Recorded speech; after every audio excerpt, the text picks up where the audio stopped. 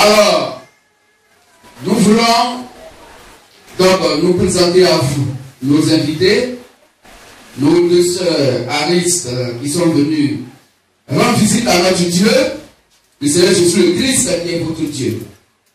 Et pour tout cet amour que vous lui attachez, ce grand amour que vous avez pour lui, pour lequel encore ce matin vous êtes là au milieu de vos frères et sœurs, afin de pouvoir partager cette nourriture spirituelle qui est la part de Christ. Que se bénisse. Alors nous sommes le ministère de la voix de minuit, Matthieu 25, 1 à 6. Que nous allons lire rapidement pour vous. Et comme nous venons de le dire, certainement ce matin vous allez attendre des paroles venant des Saintes Écritures auxquelles vous n'avez jamais pensé, auxquelles votre entendement n'a jamais pris donc connaissance, certainement aussi ce que vous n'avez jamais entendu dans vos lieux de prière. Ce que nous allons vous dire avant que nous le lisons, c'est que si quelque chose vous trouble, ne soyez pas paniqués. Cherchez à comprendre si cela vient des Saintes Écritures. Si c'est écrit noir sur blanc dans la Bible, prenez parce que ce qui vient des Saintes Écritures. Tout ce qui vient d'un être humain dans l'adoration conduit et amène l'homme à l'enfer. C'est pourquoi Romains 3:4 dit que tout homme est menteur, mais il n'y a que Dieu seul qui dit la vérité. Il n'y a que Dieu seul qui dit la vérité. Et cette vérité est la parole de Dieu sous la forme d'écriture, qui est la Sainte Bible, selon Jean 17, verset 17. Sanctifie-le par la vérité, car ta parole est la vérité. Donc il n'y a que ce qui est écrit noir sur blanc dans la Bible, qui est la vérité qui vient de Dieu. En dehors de ce qui est écrit noir sur blanc dans la Bible, même si cela fait plaisir aux êtres humains, même si cela vous fait plaisir, ne prenez jamais. Pourquoi? Parce que selon Matthieu 16, 23, la pensée de l'homme vient de Satan, quand cela ne vient pas des Saintes Écritures. Ésaïe 55, à partir du verset 8 à 9, dit que la pensée de l'homme n'est pas la pensée de Dieu, et les voies de l'homme ne sont pas les voies de Dieu. Donc l'homme et Dieu ne se comprendront jamais. S'ils doivent se comprendre, il faut que l'homme dise les paroles de Dieu. Car celui que Dieu envoie dit les paroles de Dieu. C'est ce que dit donc les Saintes Écritures. Quand nous prenons Jean 3, à partir du verset 34, la Bible dit que celui que Dieu envoie doit dire les paroles de Dieu. Et celui qui est né de Dieu écoute les paroles de Dieu et il doit les mettre en pratique. Toute personne qui refuse ce qui est écrit noir sur blanc dans la Bible se fait ennemi du Seigneur Jésus-Christ. Et la Bible l'appelle un antichrist parce qu'il s'oppose à Christ qui est lui-même sa propre parole. Que je bénisse. Que je bénisse.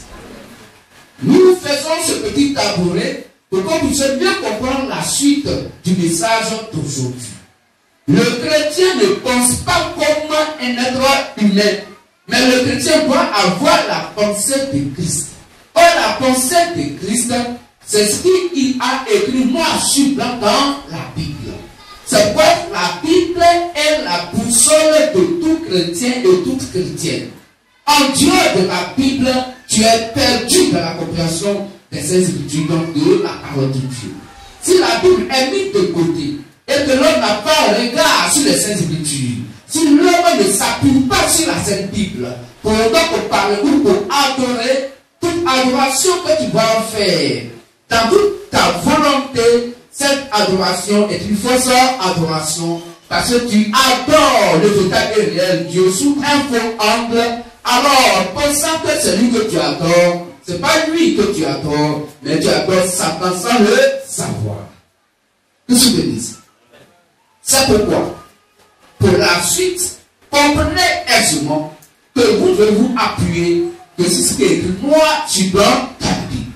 Si ce n'est pas écrit, ne prenez pas. Si nous disons quelque chose ici à la chair, à moins que nous sommes trompés, mais si nous disons quelque chose de manière expresse et que cela n'est pas écrit noir sur blanc dans la Bible, alors nous sommes des menteurs. Ne venez plus jamais ici. Que je te dise. Mais si ce que nous disons est écrit noir sur blanc dans la Bible, même cela ne vous arrange pas à attaquer un être humain, prenez cela, parce que ce qui vient de ces Écritures, c'est ce qui est la parole de Christ, c'est ce qui lui fait plaisir. Car ça, la parole de Christ qui est la foi, selon Matthieu 17, selon Hébreux 11, verset 6, nul ne peut être agréable à Dieu. Sans la foi, qui est la parole de Christ, la foi de l'Écriture, aucun ne peut être agréable à Dieu. Donc, pour que nous puissions lui être agréables, il faudrait que ce qu'on entend ou ce qu'on a dans notre cœur, comme la parole de Christ, doit être mentionné noir sur blanc dans la Bible. Parce que la Bible nous fait comprendre donc que le premier 30, verset 6, ce qu'on ajoute à la parole de Dieu vient de Satan. Et il dit n'ajoutez rien à ces paroles de peur que donc Dieu ne te reprenne et que tu sois trouvé menteur. Quiconque ajoute à la parole de Dieu est trouvé menteur. Jean-Luc 44 dit que le menteur s'appelle Satan. Donc toute personne qui ajoute un seul iota de sa pensée humaine, sa pensée intellectuelle, son raisonnement humain à la parole de Christ, à la Sainte Bible, cette personne est trouvée Satan, donc est trouvée menteur.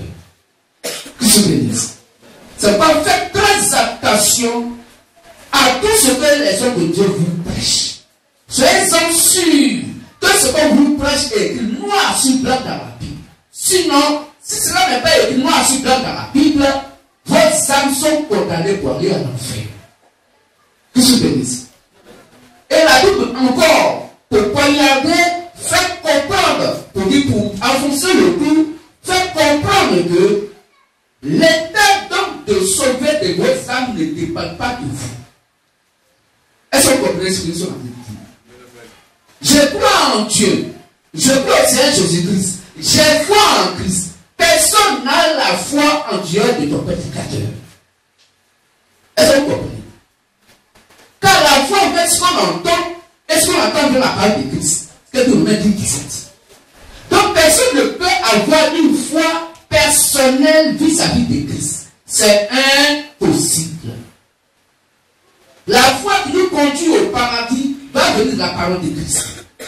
La foi qui conduit à l'enfer va venir de la personne humaine enseignée dans les lieux habituellement appelés les églises et qui sont donc nés des écoles pastorales, des écoles de séminaires de formation d'hommes de Dieu, des écoles de formation des prophètes de Dieu.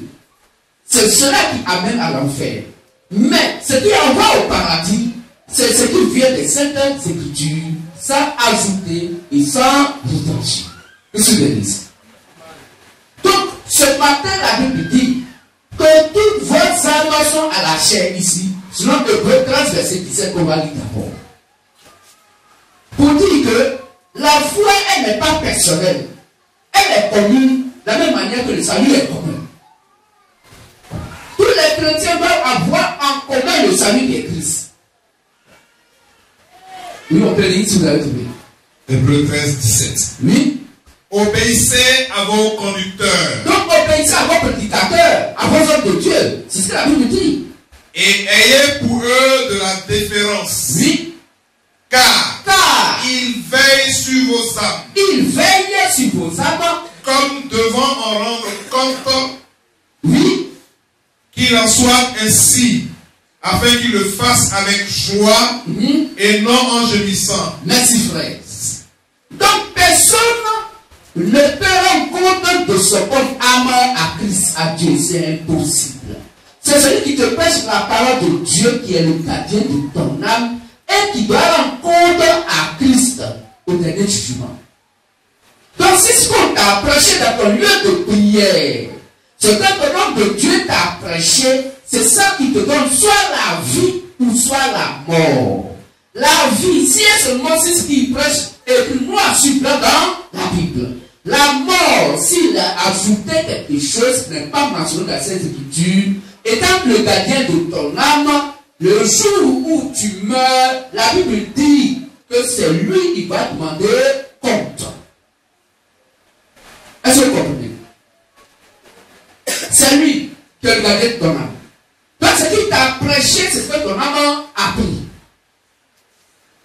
Ce qu'il t'a prêché, c'est ce qui est la mouture de ton âme. Donc personne ne peut dire que moi là, j'ai de manière personnelle une relation avec Dieu, j'ai onction, j'ai vision. Onction, vision, c'est pas ça qui amène au paradis. Ce qui envoie au paradis, c'est la parole de Christ. Quel est l'évangile qu'on t'a prêché dans ton lieu de prière? Est-ce que cela est en accord avec les saintes écritures? Et surtout l'évangile que les apôtres du Seigneur Jésus-Christ, qui furent les premiers disciples du Seigneur Jésus-Christ, eux à qui il a confié les clés de l'homme des cieux, est-ce que leur évangile demeure en toi? Qu'est-ce que je dis? Nous vous le disons parce que tout à l'heure, la Bible va vous démontrer, vous serez découragé certainement de vos lieux de prière ou de vos hommes de Dieu. En réalité, si nous voulons vous dire la vérité, et bien c'est notre objectif de vous dire la vérité, selon Zacharie 8, verset 16, alors vous allez comprendre par ces écritures que vous n'avez pas encore été chrétien. Est-ce qu'on comprend? Que je vous le dise. Donc, voyez Matthieu 25 à 6, qui est notre identité réelle. Matthieu 25, 1 à 6. Alors, le royaume des cieux sera semblable à 10 vierges. Oui. Qui, ayant pris leur lampe. Donc, 10 vierges qui ont pris leur lampe. Regardez, frères et sœurs, surtout pour nos invités. Ici, la Bible ne parle pas de la lampe littérale qu'on connaît, la lampe tempête qu'on allume pour mettre au trône qu'on allume. Non. Comprenez que Dieu a son langage qui n'a rien à voir avec le langage des êtres humains. Qu'est-ce que je veux dire ça? C'est pas dans le Job 3, quand Jésus parlait avec le docteur de la loi Nicodème, il dit que si tu le nais de nouveau, tu ne peux voir le royaume des cieux. Quelle était la réponse du docteur de la loi Nicodème? Il dit, mais comment moi qui suis vieux, je peux encore retourner dans le sein de ma mère pour naître de nouveau? Parce qu'il a compris Jésus-Christ de manière littérale. Il a pensé que Jésus parlait d'une naissance littérale. Comment quelqu'un qui est vieux peut encore entrer dans le ventre de sa maman et puis sa maman va l'accoucher encore une deuxième fois? Vous voyez la compréhension de Nicodème. Or, ce n'est pas le langage que Jésus donc a tenu. Jésus a tenu un langage spirituel. Et Jésus lui dit, mais Nicodème, si moi je te parle dans un langage donc humain que tu ne comprends pas, est-ce que c'est un langage spirituel que tu peux comprendre? Que je veux dire? C'est pour dire que il faut la Bible elle-même pour s'expliquer d'elle-même. Si quelqu'un veut comprendre la Bible sur le plan littéral ou littéraire, tu vas faire fausse route. Tu ne peux jamais comprendre Dieu. Il faut que la Bible elle-même s'explique de par elle-même. Donc des versets bibliques dans la Bible vont expliquer d'autres versets bibliques. En ce moment, Dieu devient lui-même son propre interprète. La Bible s'étant donc interprétée de par elle-même, la solution qu'elle te donne, la réponse qu'elle te donne, elle est donc une réponse juste, parce que la réponse ne vient pas d'un être humain, mais de Dieu lui-même. Continue, frère. Qui, ayant pris leur lampe, allèrent à la rencontre de l'époux. Donc les 10 vierges ont pris leur lampe. Elles sont allées à la rencontre de leur époux. La Bible nous dit, dans Somme 5, 905, que la lampe est la parole de Dieu. On peut dire ça, frère. Psaume 119, 105.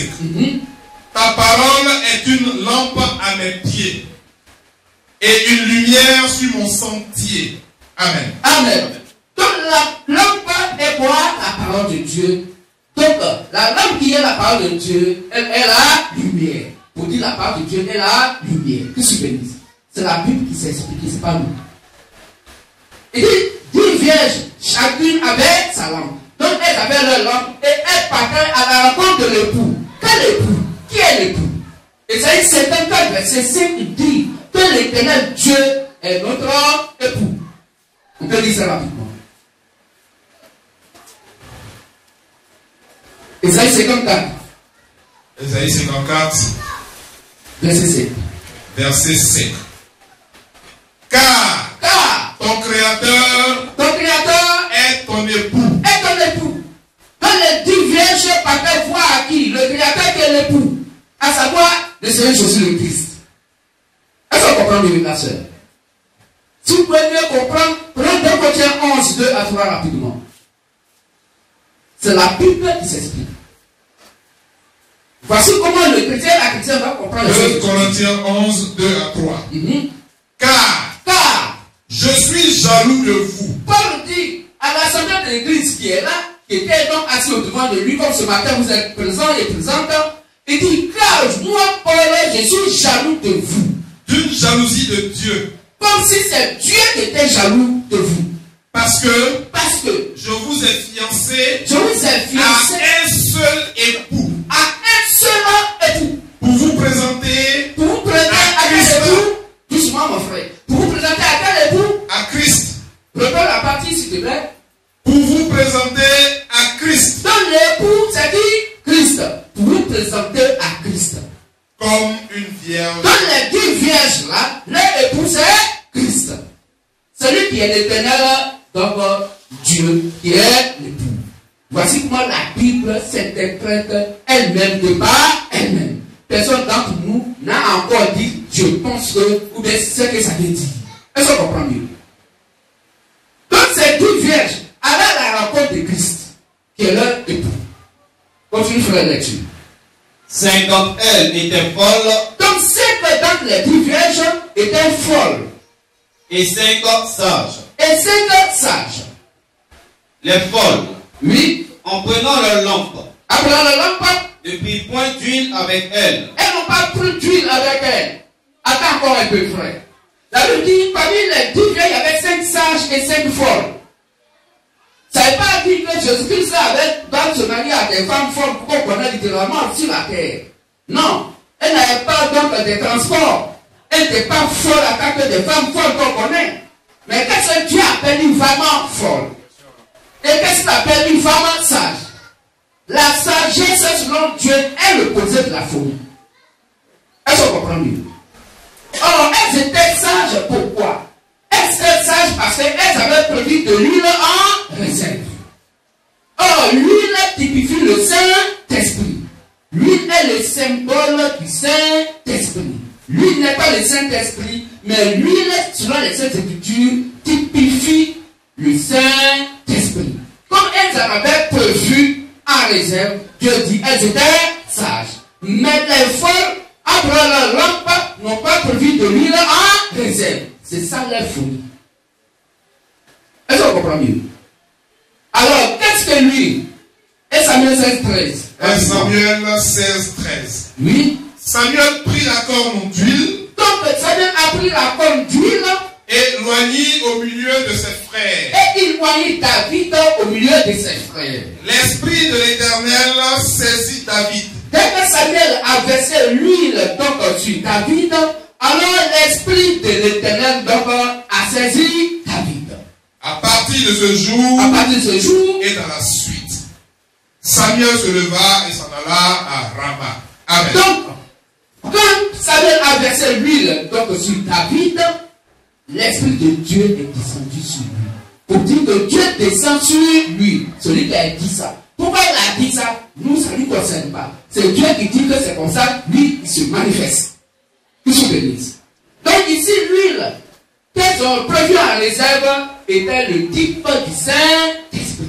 Était le symbole du Saint-Esprit. La lampe est la parole de Dieu et l'huile typifie le Saint-Esprit. Donc elles avaient la parole de Dieu et cette parole de Dieu qu'elles avaient donc en eux les amenait à avoir quoi? Le Saint-Esprit avec eux. Que se bénisse. Car c'est Dieu qui est saint et le même Dieu est esprit. Dieu est saint, Dieu est esprit. Si Dieu est saint et qu'il est esprit, Dieu est donc saint et esprit. Donc Dieu est Saint-Esprit. Le Saint-Esprit, c'est Dieu lui-même. Que se bénisse. Donc, c'est une vierge avec Dieu dans leur cœur. La part de Dieu dans leur cœur. Continue frère la lecture. Mais les sages prient avec leur lampe de l'huile dans des vases. Oui. Comme l'époux tardait. L'époux donc tardait à venir. Toutes s'assoupirent et s'endormirent. Elles se sont toutes endormies. Au milieu de la nuit. Au milieu de la nuit. On cria. On cria. Voici l'époux. Voici l'époux. Allez à sa rencontre. Allez à sa rencontre. Ce qui est merveilleux, c'est que dans toute cette situation, il y a une seule personne qui a vu l'époux venir et qui va réveiller les 10 vierges qui étaient endormies. Ce n'est pas plusieurs personnes, c'est une seule personne sur toute la terre. Donc Matthieu verset 1 à 6, donc on parle. Au milieu de la nuit, on cria, une voix se fit entendre. La voix n'est pas sortie des 10 vierges endormies, puisqu'elles étaient endormies. La voix qui a retenti ne dormait pas. C'est une voix qui est sortie hors des 10 vierges. Et qui vient pour réveiller les 10 vierges, pour dire réveillez-vous, allumez vos lampes, parce que voici l'époux est déjà là. Allez à sa rencontre. Oh, la lampe signifie la parole de Dieu. Donc rallumez la parole, le voici que vous avez reçu à cette époque, qui était donc à votre cœur et qui a été endormi. Rallumez donc la parole de Christ dans vos cœurs, car l'époux est à la porte. Est-ce que vous comprenez un peu? Continue, frère. C'est fini. Donc voici, la voix dit, réveillez-vous, voici l'époux. Allez à sa rencontre, au milieu de la nuit. Or, ce n'est pas le plus difficile que les êtres humains nous connaissons, non. Nous comprenons que Dieu a son langage qui n'a rien à voir avec le langage des êtres humains. Qu'est-ce que la Bible appelle minuit? Ce n'est pas des 4 heures qu'on connaît. Non. La Bible va nous dire que le minuit, c'est une époque, c'est un temps, c'est une période où l'être humain va donc dire qu'il adore Dieu, mais avec la pensée humaine. Où les gens vont mélanger la parole de Dieu avec leur propre pensée. Ils vont mélanger la parole de Dieu avec l'intellectualisme. Parce qu'il allait à l'école, il a eu l'agrégation, il a des diplômes en français, il sait bien s'exprimer en français, elle sait bien s'exprimer en français. Donc quand elle lit la Bible qui est écrite en français, alors elle peut expliquer parce qu'elle maîtrise le dictionnaire européen. Est-ce qu'on comprend mieux? Oh, Dieu dit, au milieu de la nuit, là où l'être humain va prendre sa propre pensée pour dire, Dieu voulait dire telle chose, sans s'appuyer sur l'explication de Dieu qui vient de ses Écritures. La Bible dit qu'il est minuit.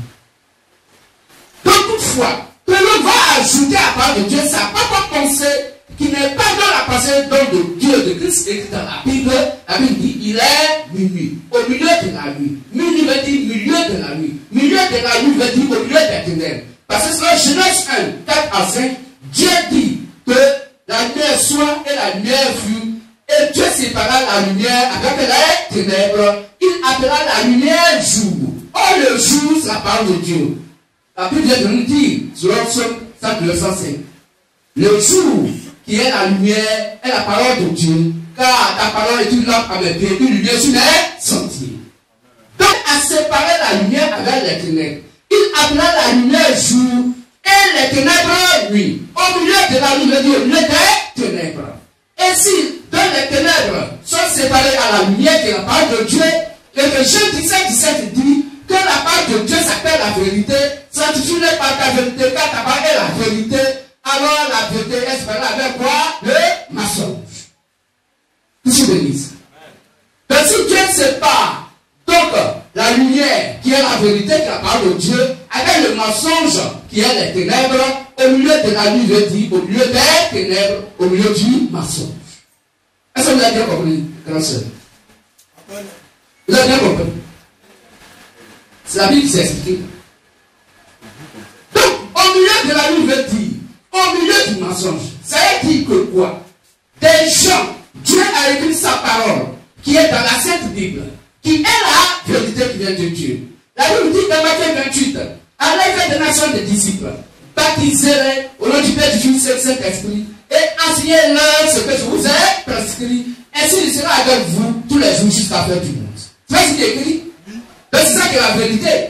Alors, qu'est-ce qui se passe aujourd'hui? Dans le monde dans le ténébreux des soi-disant hommes de Dieu d'aujourd'hui, comme ils ont appris Dieu dans des écoles pastorales, ils vont raisonner avec Dieu pour dire que non, Dieu, ce que tu fais, ce qui est écrit, on voit. Mais de nos jours, quand on regarde dans la vie de chacun et chacune, c'est pas normal. Nous, on va leur enseigner d'abord ta parole de Dieu. Ils vont faire 5 ans de cours de catéchuménat, 3 mois de cours de base, 6 mois de cours de baptême, et après on va les baptiser. Pourquoi la Bible a dit? Il dit baptiser et enseigner. Les autres disent non, Dieu stop. On va enseigner et après on va baptiser. Quand tu vois ça dans les lieux de prière, la Bible dit il est minuit. Minuit veut dire quand on détourne la vérité de Dieu pour imposer la pensée humaine. Voilà ce que la Bible appelle au milieu de la vie. Est-ce que vous comprenez un peu? Si la Bible dit dans Matthieu 16, 15 à 16, il dit celui qui croira et qui sera baptisé sera sauvé. Mais celui qui ne croira pas sera condamné. Donc il faut croire à la parole de Dieu pour que tu sois d'abord baptisé et après on va t'enseigner ce que dit les Saintes Écritures. Mais entre nous, quand on fait l'enseignement de prière, on fait le baptême d'un nouveau-né. Il a commis en quoi? C'est veut dire que la Bible t'explique comme ça. Quand on fait le baptême d'un nouveau-né, c'est écrit où dans la Bible? Donc si ce n'est pas écrit, et que ça fait plaisir aux êtres humains, la Bible dit, il est minuit. Nous sommes au milieu de la nuit. Au milieu des ténèbres, au milieu du maçon. C'est quoi Jésus pourrait dire? La lumière que moi je suis venu dans les ténèbres, mais que les ténèbres n'ont pas reçu. Mais Jésus, c'est Dieu. Dieu fait chair. C'est Jean 1, verset 14. Il mange, il boit, il se déplace. Ou bien. Mais comment lui, il puisse dire qu'il est la lumière qui est venue dans les ténèbres et les ténèbres n'ont pas reçu. De quoi moi qui la lumière ne se voit quelqu'un. On a mis un peu de avoir madame la nuit. Il faut envoyer le monsieur va manger, la femme va manger. Tu as pas vu ça? Donc, ça pour dire que la nuit, les ténèbres, je t'espère comprendre que c'est des êtres humains qui n'ont pas la pensée que lui qui est la lumière devait avoir. Ils n'ont pas la pensée de Christ. Ils n'ont pas la pensée de Dieu. Ils pensent avec leur propre pensée et ils posent des actes en s'appuyant sur leur propre pensée, en s'appuyant sur la tradition des hommes, en s'appuyant sur la philosophie humaine et en s'appuyant sur l'intellectualisme. Donc la Bible dit que quand vous voyez ces choses-là, alors nous sommes dans les ténèbres. Qu'est-ce que vous dites? Est-ce que vous avez bien saisi? Merci. Donc la Bible nous dit que au milieu de la nuit, ça veut simplement dire un moment, une époque où les gens vont imposer ce qui n'est pas reconnu par les Saintes Écritures et qui vient la pensée des hommes, la philosophie des humains, la tradition des hommes et ainsi de suite. Je donne un dernier exemple pour que nous continuions. La Bible nous fait comprendre aisément le bien est noir sur blanc dans la Bible que on doit manger de tout ce qui se vend au marché. La Bible dit que le chrétien mange debout par action de grâce et de prière. La Bible dit, sur le 1 Timothée 4 et 4, que Dieu dit expressement, dans l'esprit dit expressement, que dans les derniers temps, quelques-uns vont abandonner la foi pour s'attacher à des esprits séducteurs et à des doctrines des démons. Dans la Bible, on reconnaît que ceux qui vont citer là sont des démons en chair. Par l'hypocrisie de faux docteurs. Et il y a la marque de la mort dans leur conscience. Ils sont conscients qu'ils vont à l'enfer. Mais pour ne pas aller seuls, ils vont détourner un certain nombre de personnes pour qu'ils abandonnent la foi de la parole de Christ, au 10-17. Pour s'attacher à des esprits séducteurs, à des esprits séducteurs et à des doctrines de démons, portant la marque de la flétrissure dans leur propre conscience. Ils vont prescrire de ne pas se marier contre Dieu. Ils vont prescrire de ne pas manger des aliments que Dieu a donnés et qu'on va manger avec action de grâce et de prière. La Bible dit, quand vous allez voir ces genres de choses dans les lieux de prière, quittez la bâtonnière pas. Ce sont des doctrines de démons. Des démons en chair. Mais qui prêchent la Bible, oui. Ils ont la Bible et ils disent, vous prêchez Jésus-Christ. Pourtant, c'est faux. Ils ont le nom de Jésus-Christ qui va vous donner parce qu'ils sont conscients que j'avais fait vous pour dire, Satan nous a envoyé pour nous envoyer à l'enfer. S'il te dit ça, il sait que tu ne vas pas le suivre. Qu'est-ce que tu dis ça? C'est quoi Esaïe 4:1 dit que ces personnes-là, ils vont dire à un seul homme en ce jour, nous n'avons pas besoin de ta nourriture. En Matthieu 4:4 dit, la nourriture c'est la parole de Dieu. On n'a pas besoin de ta nourriture. On n'a pas besoin de ton vêtement. La Bible dit que le vêtement c'est la parole de Dieu. Mais donne-nous seulement ton nom, Jésus-Christ, pour effacer notre honte. Voici les hommes de Dieu d'aujourd'hui qui ont appris Dieu dans les écoles pastorales pour envoyer vos amants à l'enfer. Ils vont vous attirer avec la part que le nom Jésus-Christ. Mais ils sont des lourds ravisseurs dans leur cœur qui vont donc détourner vos âmes pour les envoyer à l'enfer. Et la Bible dit que quand vous les écoutez et que vous êtes d'accord avec eux, en ce moment, vos âmes sont engagées pour l'enfer. Car ils sont le gardien de vos âmes. C'est comme vous devez être sûr que ce que vous faites avoir de prière est en accord avec toute la Bible et surtout l'évangile que Jésus a laissé à ses disciples après les apôtres. C'est ce que dit les 16 Écritures. Et pour 4, verset 16 est clair. Pour dire que personne ne peut être donc sauvé en dehors de celui qui te prêche. S'il est sauvé, que ce qui prêche est en accord avec les 16 Écritures, alors toi aussi tu es sauvé. Mais si ce qui prêche n'est pas en accord avec les 16 Écritures, tu es condamné. C'est pas moi pour dire à Timothée. Timothée, veille sur toi-même et veille sur l'enseignement que moi, je t'ai donné. Persévère à ces choses. Car en agissant ainsi, tu te sauveras toi-même, Timothée, et tu seras donc le peuple qui te pousse. Ça veut dire simplement que pour que le peuple soit sauvé, il faut que Timothée soit sauvé d'abord. Or, pour que Timothée soit sauvé, il faut que Paul soit sauvé d'abord. L'évangile que Paul a prêché, c'est même l'évangile que Timothée va prêcher donc au peuple. Donc le peuple Timothée et Paul doivent avoir le même évangile, ils doivent avoir la même foi, ils doivent avoir donc le même Dieu, la même adoration. Ce que dit 1 Corinthiens 10, verset 1. On va lire ça rapidement. 1 Corinthiens 10, le verset 1. Frères, je ne veux pas que vous ignoriez que vos pères ont tous, été sous la nuée, qu'ils ont tous passé au travers de la mer. Qu'ils ont tous été baptisés en Moïse. Dans la nuée et dans la mer. Qu'ils ont tous mangé le même aliment spirituel. Et qu'ils ont tous bu le même breuvage spirituel. Car ils buvaient à un rocher spirituel qui les suivait. Et ce rocher était Christ. Donc, eux tous, ils devaient boire donc l'évangile qui sortait donc de ce rocher qui était Christ. Est-ce qu'on comprend? Je peux prendre encore le même verset, 1 Corinthiens 1, verset 10. 1 Corinthiens 1, le verset 10. Qui confirme exactement ce que nous venons de lire. Je veux, frère. Je vous exhorte, frère. Par le nom de notre Seigneur Jésus-Christ. Par le nom de notre Seigneur Jésus-Christ. À tenir tous un même langage. De la même eau qui sortait du rocher, c'est cette même eau-là que tout le monde doit boire. Le même évangile qui sort de Christ, ce même évangile que chacun d'entre nous doit boire.